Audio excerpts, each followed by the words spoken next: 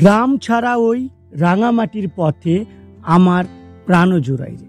না বন্ধু, এই পথটি রাঙামাটির নয়। কিছুদিন আগে অবধি এই রাস্তাটি ছিল জরাজীর্ণ, কিন্তু কিছুদিন আগে রাস্তাটি মেরামত করা হয় এবং রাস্তাটি কংক্রিটের হয়। দেখতে পাচ্ছেন এই রাস্তার আশেপাশে অনেক জমি আছে, সেই জমিতে ফলে আছে সোনালী ধান। আমার এই বাংলার অপরূপ সৌন্দর্যর প্রতিচ্ছবি আপনাদের সামনে তুলে ধরছি। এই রাস্তাটি মূলত মহলন্দি থেকে তেঁতুলিয়া যাওয়ার রাস্তা।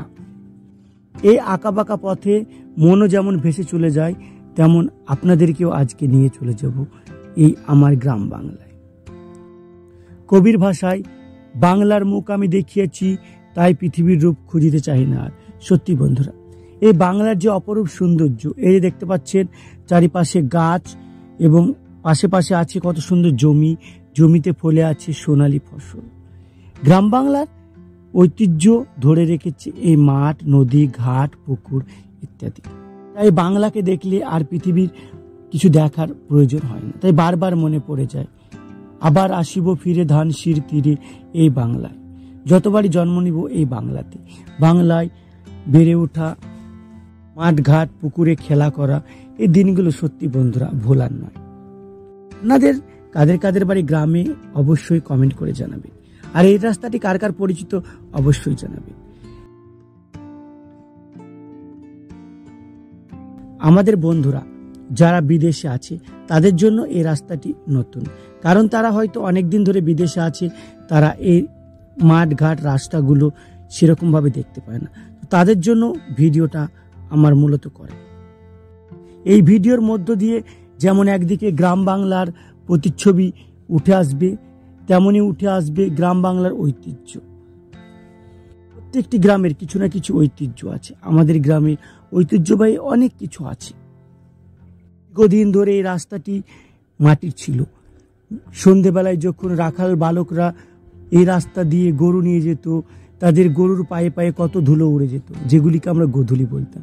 সেই দিনগুলি নেই, হয়তো হারিয়ে গেছে কালের বিবর্তনে।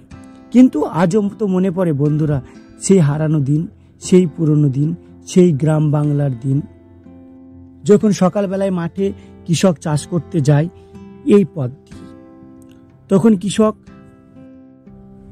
পথের ধারে শিশির ভেজা ঘাসে যখন পা দেয়, সত্যি বন্ধুরা সেই অনুভূতি একটা আলাদা, আপনাদের আমি বলে বোঝাতে পারবো না।